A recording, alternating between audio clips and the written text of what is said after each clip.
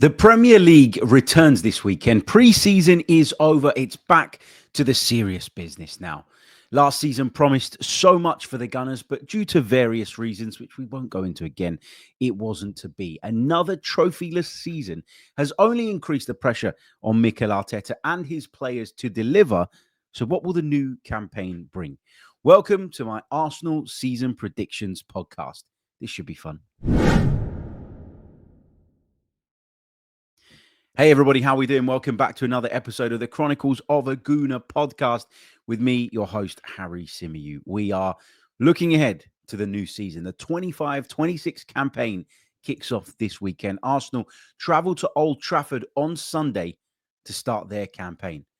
Not the ideal first fixture, I have to say, but it is that time of the year, which means that we are going to bring you our predictions, or my predictions, for Arsenal's 25-26 campaign. I want your answers to every single one of the categories that we are going to discuss on today's pod in the comments section below. Get them in.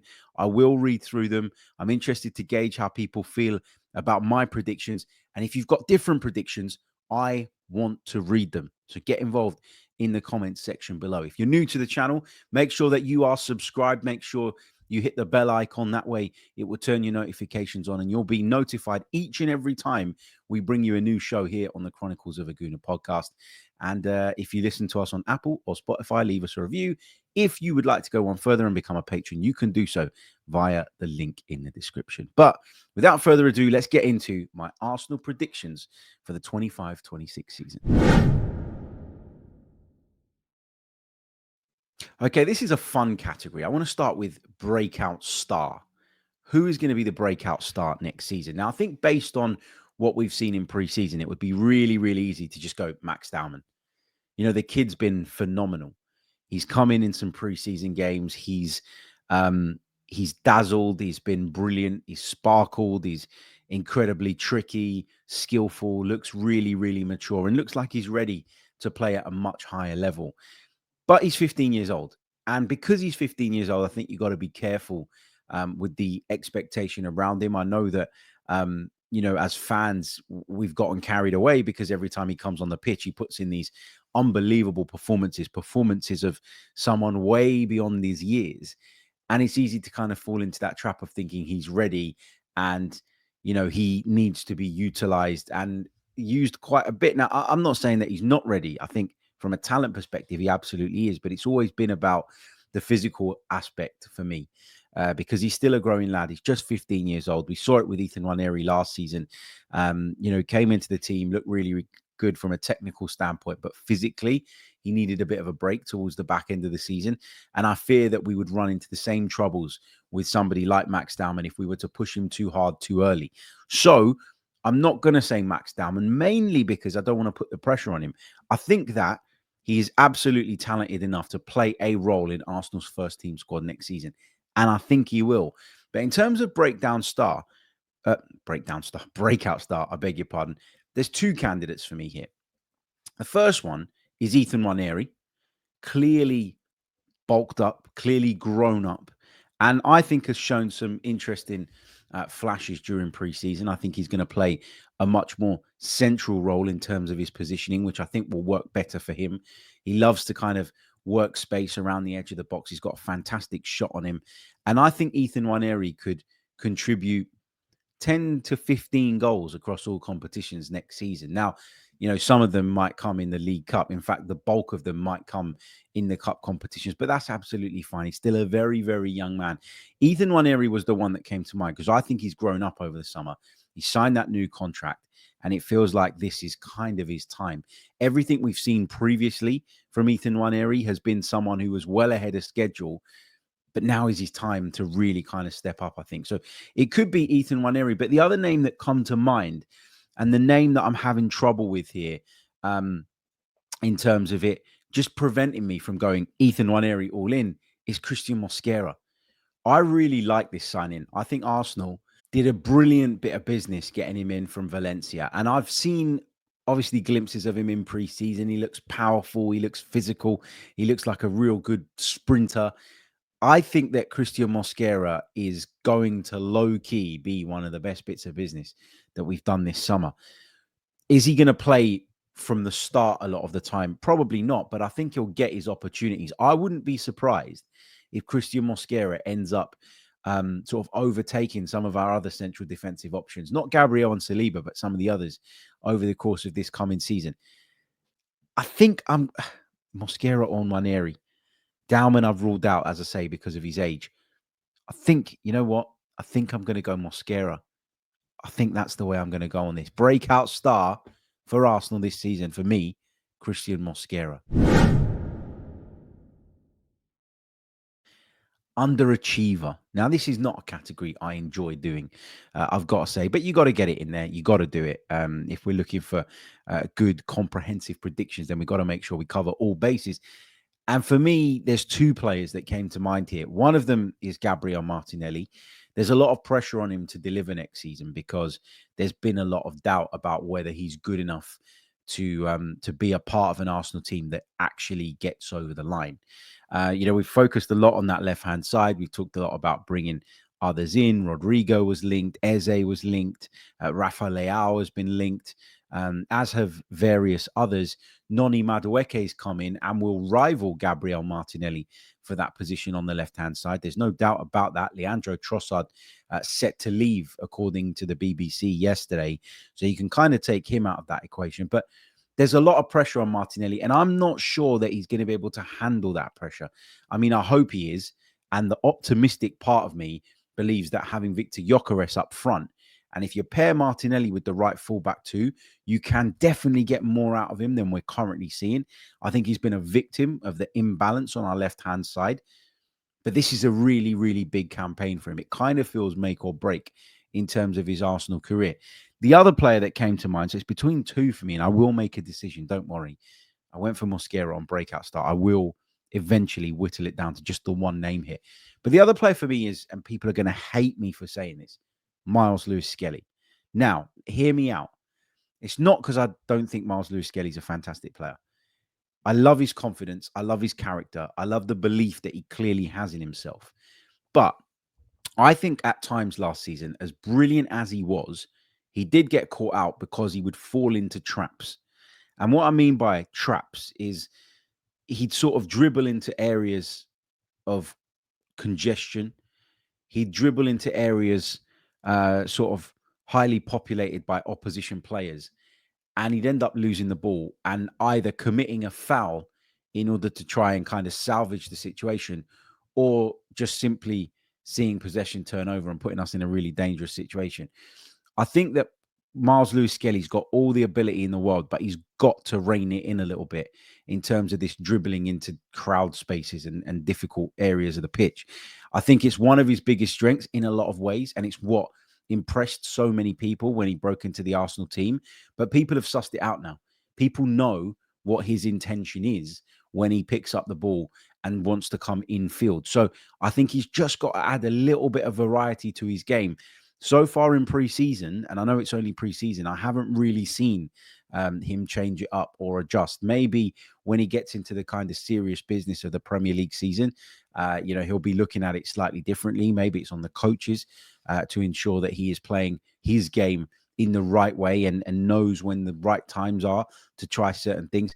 I just worry that we could find ourselves at some point next season questioning whether Miles Lewis-Skelly is good enough defensively to play at left back for Arsenal. We had this same thing with Zinchenko, where when he first broke through, we were all in absolute awe of how brilliant he was at coming into those central areas and dictating the game and dictating the play. Miles Lewis-Skelly comes into those central areas and he's brilliant too in different ways. But I just wonder if once the novelty wears off a little bit about what he does in the position that isn't really his position, I wonder if we're going to start looking at what he's doing in his actual position, which is left fullback, and we're going to start to talk about maybe needing a bit more from a defensive standpoint. People say he's a great 1v1 defender, that he never gets dribbled past. That's not really my concern about Miles Lewis-Skelly. It's more about getting caught out in terms of your positioning. And the very, very best in the business will punish you for that. And if we're aiming for the stars, then we need to be as close to perfect as possible.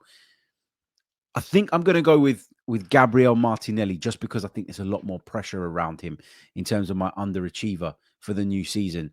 But Miles Lewis Skelly is one to keep an eye on, in my opinion.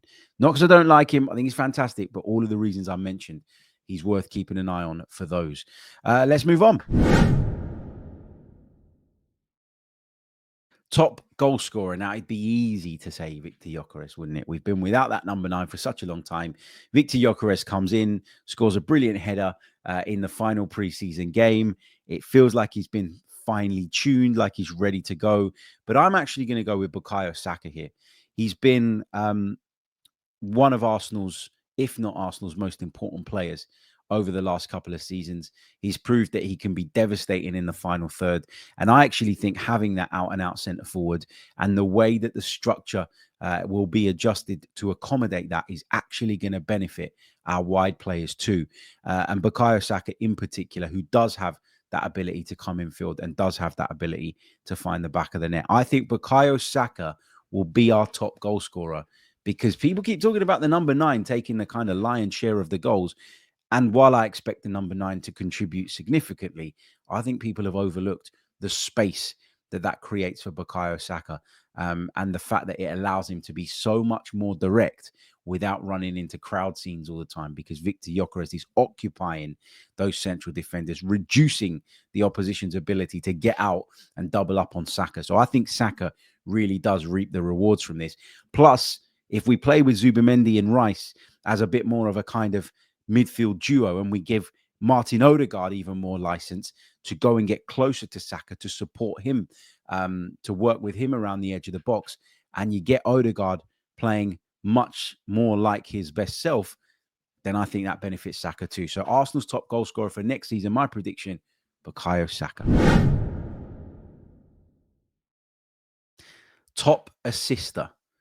Now, there was a part of me that thought, given what I've just said about Martin Odegaard, he's the one. Let's put him in there. There's a part of me that thinks that Martin Zubimendi is going to be heavily involved in terms of providing chances for our main men up top. But again, I'm going to go with Bukayo Saka. The directness that he displays, the willingness to take on his man, which we've seen towards the back end of preseason and hopefully continues into the new campaign. The fact that at the weekend he looked much sharper and fitter ahead of this new season, given that he had those injury problems last season, and I never really felt was back to his best. He was in the team because of how devastating he could be, and he showed that on various occasions, like Madrid away, for example. But I think a much sharper, a much fitter Bukayo Saka beats his man, and with people like Victor Gyökeres hanging around in the box, with Odegaard having the license to get forward, with Rice or Zubimendi box crashing in those games where we're really, really putting on the squeeze. I think, again, Bukayo Saka probably leads the way on this. So Arsenal's top assister for next season, Bukayo Saka.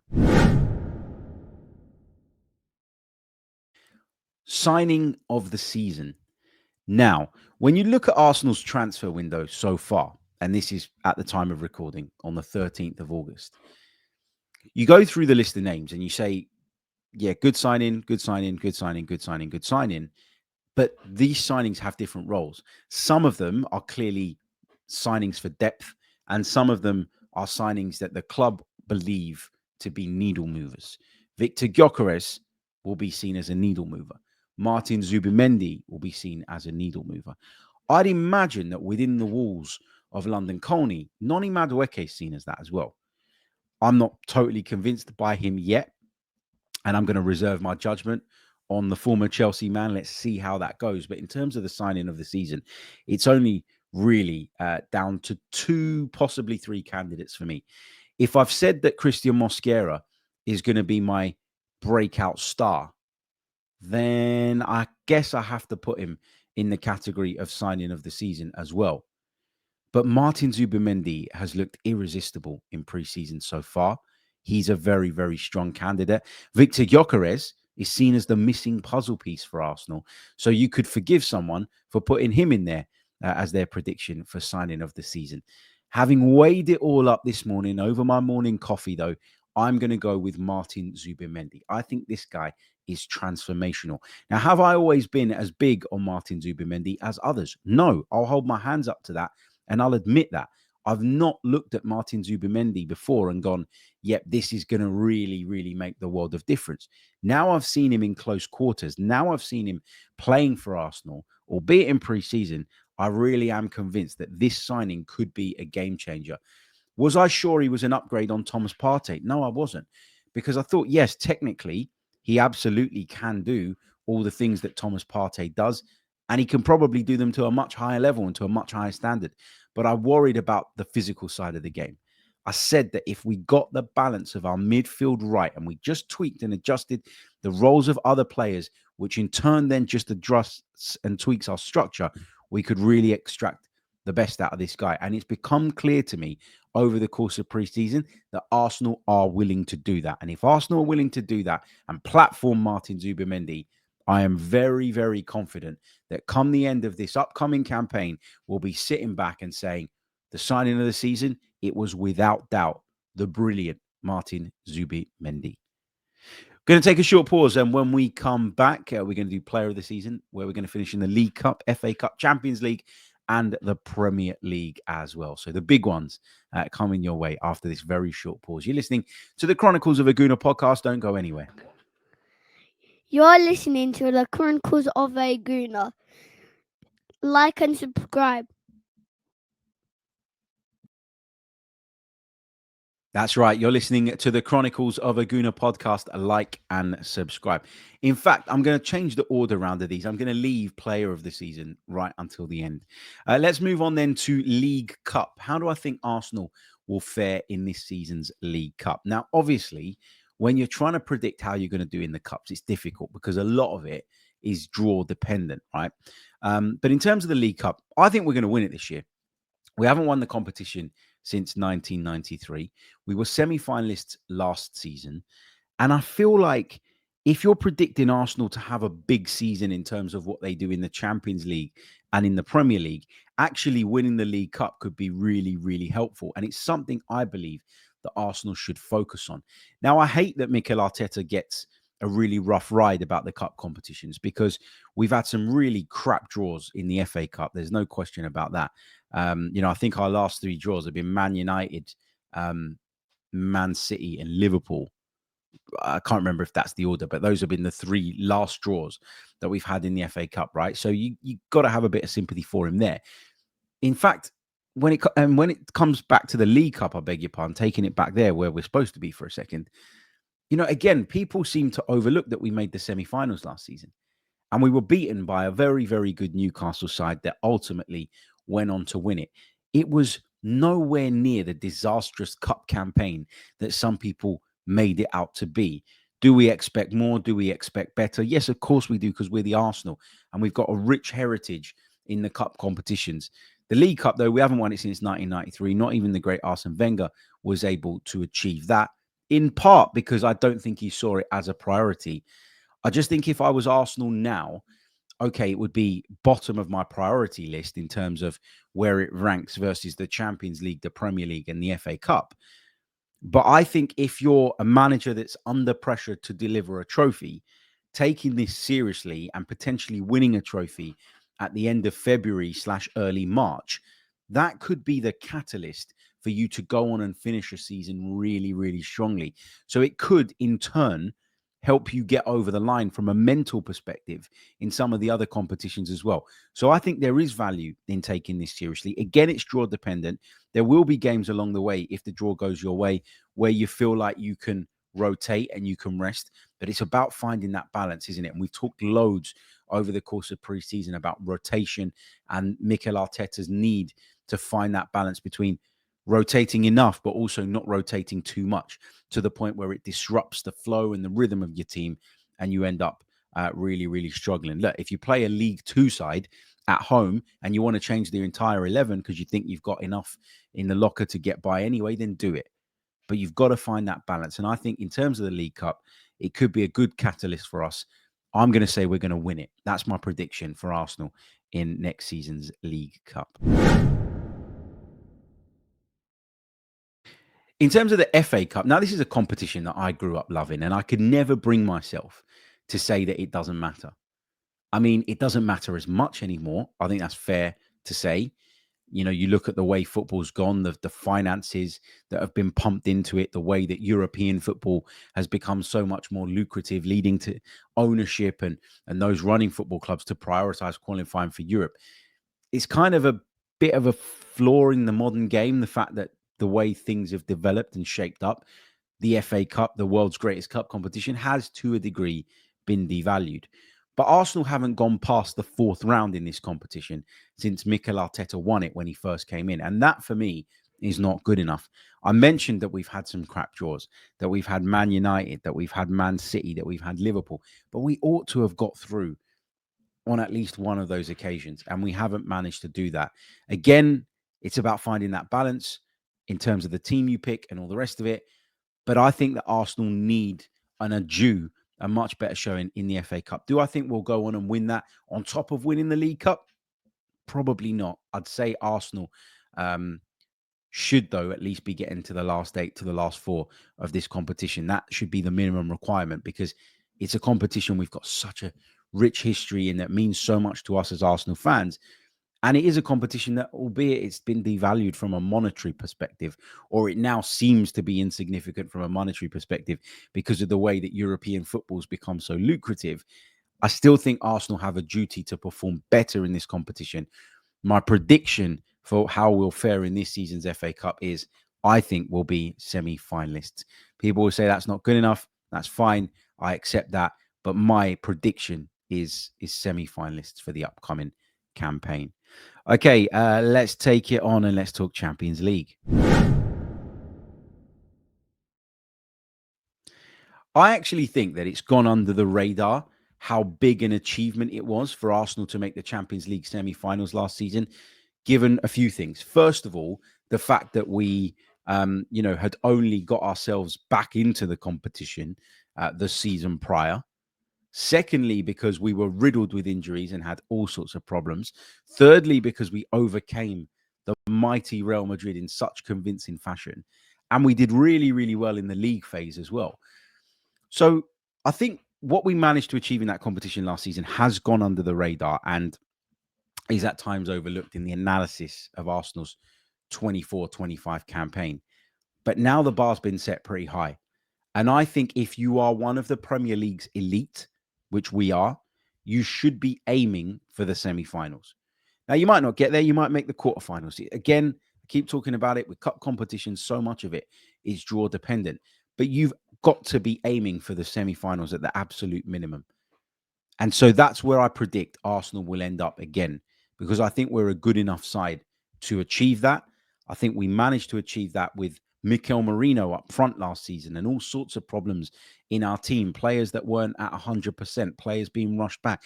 Bukayo Saka was rushed back, wasn't he, in order to try and be available for that Real Madrid tie. And even though he had a massive impact in it, you could see from a mile off that he was nowhere near fully fit. So I think the minimum expectation for me is that we make the semi-finals.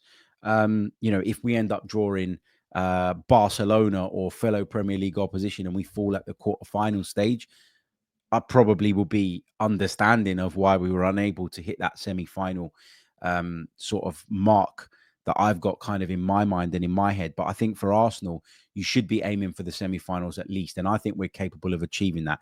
So my prediction for Arsenal in next season's Champions League is that once again, we'll be semi-finalists. Can we go one further and make the final? I'd love that to be the case. Could we make history and become European champions for the first time in our club's history? That would be just amazing. Amazing. And if we are to achieve that next season, it would have been worth the years of pain that we've gone through to get to that stage. Because for me, that is the pinnacle. I've seen Arsenal win the league. I've seen Arsenal win the league unbeaten. It doesn't get much better than that. To be crowned champions of Europe would just be, unbelievable. But my prediction is semi-finalists. That's where I put us now. That's where I kind of think we rank. I think we're probably the 4th or 5th best team in Europe. And so if I'm saying that we're, if I'm being generous and sort of discarding the idea of us being the 5th best team in Europe, and I think we're the 4th best team in Europe, then by default, I think we should be in the final 4 of Europe's Premier competition. I know it doesn't always work like that because of the draws and all the rest of it. As I keep saying, you can have an off day and be dumped out of that competition. Such is the standard. But Semi-finalist is where I think Arsenal end up in terms of next season's Champions League campaign. On the Premier League, this is really, really tough. If you'd have asked me 2 weeks ago, I would have said Liverpool are going to run away with it. I still think between now and the end of the window, Liverpool end up signing Alexander Isak, in which case that really strengthens their position and, in my opinion, strengthens their grip on the Premier League title. So I'd have had us down in second then. I watched the Community Shield final, and that led me to start to wonder if Liverpool are actually as formidable as I've kind of made them out to be in my mind. Defensively, they looked really, really vulnerable, but they're still Liverpool. They've still brought in lots and lots of talent. That talent is only going to grow into this Liverpool team. They will get it right defensively because they have done for many, many years now. And I think I'm still not at the point where I can look beyond them as the title favourites. I'm also a little bit wary of Manchester City. In fact, I'm very wary of Manchester City because I think they've been completely overlooked in this title conversation this summer by so many people, and I cannot for the life of me understand why. I think to predict that Arsenal will be first would be me predicting with my heart rather than my head, and I'm trying to predict with my head because I'm looking for accuracy here more than pleasing those that are listening. I'm sorry to say that. I'm going to say that Arsenal finish second in the Premier League next season. And if they can win a trophy and are in the mix for the Premier League title right until the end, I think people will be more tolerant of that. There will be people out there that say if we don't win the league, the season's a failure. And given that we've been building for a while and that we've been close to it for a while, I understand, again, why people would see it that way. But for me, you need to look at the bigger context and you need to understand the bigger picture.